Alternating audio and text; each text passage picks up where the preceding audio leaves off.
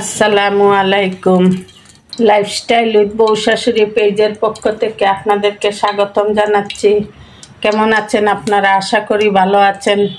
আমরাও আল্লাহর রহমত আপনাদের দোয়ায় ভালো আছি। আজকে আমি পাবদা মাছ ভাজি করব। এক টানা মাংস খেতে খেতে আমি অবশ্য অনেক দিন থেকেই মাছ খাওয়া শুরু করছি।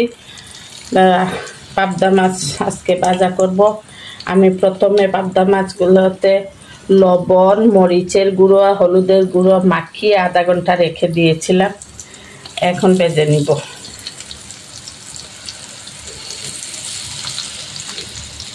একটু বেশি সময় মেখে রেখে দিলে মাছের ভিতরে মশলা যায়, মাছ ভাজা খেতে ভালো লাগে। আমার এক বেশ মাছ ভাজা হয়ে গিয়েছে, এখন আমি উঠিয়ে নিব। আমার মেজো ছেলের খুব পছন্দের মাছ। ও কর্মস্থল থেকে আসলেই ওর বাবা এই মাছ নিয়ে আসবে। ওনাকে বলা লাগে না যে এই মাছ নিয়ে আসবে, ছেলের জন্য নিয়ে আসবে। এখন আমি বাকি মাছ দিয়ে ভেজে নেব।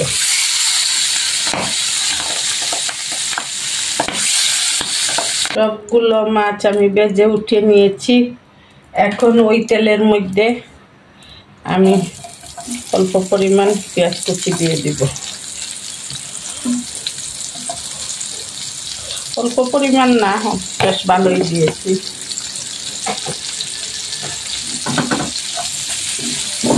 এখন একটু লবণ দিব। মাছে তো লবণ দেয়াই আছে, তাই অল্প লবণ দিলাম। আর মাছ মাখানো মশলা দিয়ে দিলাম।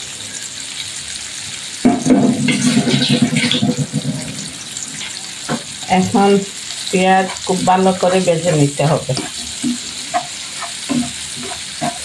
আপনারা যদি ইউটিউব চ্যানেল থেকে এই ভিডিওটি দেখে থাকেন তাহলে প্লিজ আপনারা চ্যানেলটি একটু সাবস্ক্রাইব করে নেবেন এবং লাইক দিয়ে দেখা শুরু করবেন এবং শেয়ার করে দিবেন, যাতে আপনাদের ফ্যামিলি মেম্বার্স এবং ফ্রেন্ডসরা আমাদের ভিডিওটি দেখতে পারেন। আর যদি ফেসবুক পেজ থেকে ভিডিওটি দেখে থাকেন তাহলে লাইক দিয়ে দেখা শুরু করবেন, কমেন্ট করবেন, শেয়ার করবেন এবং ফলো দিয়ে আমাদের পাশে থাকবেন। আপনাদের মূল্যবান লাইক আমাদের চলার পথে অনেক এগিয়ে নিয়ে যাবে আমাদেরকে। আপনারা যদি ফলো দিয়ে পাশে থাকেন, সাবস্ক্রাইব করেন, তাহলে আমরা আরও এগিয়ে যেতে পারবো। আমি দুটো কাঁচামরিচ মাঝখান থেকে চিড়ে দিয়ে দিয়েছি। একটু জাল, একটু ফ্লেভারের জন্য কাঁচামরিচের কোনো তুলনা নেই। কাঁচামরিচের জাল খেলে ক্ষতিও হয় না। আর যাদের মুখের স্বাদ নাই তারা কাঁচামরিচের জাল খাবেন, কাঁচামরিচের ভর্তা মাখিয়ে খাবেন, কাঁচামরিচ দিয়ে তরকারি রান্না করে খাবেন। যাদের জালের সমস্যা তারা প্লিজ লাল মরিচের গুঁড়ো খাবেন না, ওইটা বেশি ক্ষতি করে। কাঁচামরিচ এখন তো সুবিধা, ব্লেন্ডারে ব্লেন্ড করে কাঁচামরিচ দিয়ে তরকারি রান্না করবেন, খাবেন। আমি অনেক বছর, আমার একটু আলসারের প্রবলেম ছিল, আমি অনেক বছর কাঁচামরিচ পেস্ট করে আমি একসাথে, ওই সময় আমার ব্লেন্ডার ছিল না, অনেক বছর আগে ছিল, মানে ভালো, এত ভালো ছিল না, ব্লেন্ড হতো না ভালো করে। তখন আমি ওই বুয়াকে দিয়ে পাটায় পিষিয়ে বক্সে করে ফ্রিজে রেখে দিতাম, একটু একটু করে তরকারিতে দিয়ে। ওইটাও 15-20 বছর আগে কথা বলতেছি। এখন আল্লাহ চাইলে ওইটা সুস্থ আছি। আপনারা সবাই আমার জন্য দোয়া করবেন আর লাইফস্টাইল উইথ বউ শাশুড়ির পাশে থাকবেন। আমাদের সব সময় আপনারা কমেন্টসের মাধ্যমে আপনাদের মতামত জানাবেন, তাহলে আমরা বেশি খুশি হব। এই আমার পাবদা মাছ ভাজা হয়ে গেল।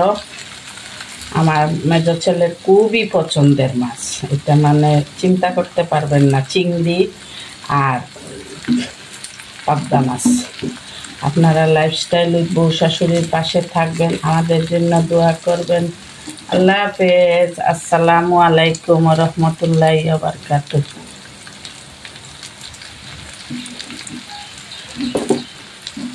সার্ভ করার সময় পেঁয়াজগুলো উপরে দিয়ে দিব। এখন এইভাবে থাক, বেশি নাড়াচাড়া করলে পাবদা মাছ ভেঙে যাবে।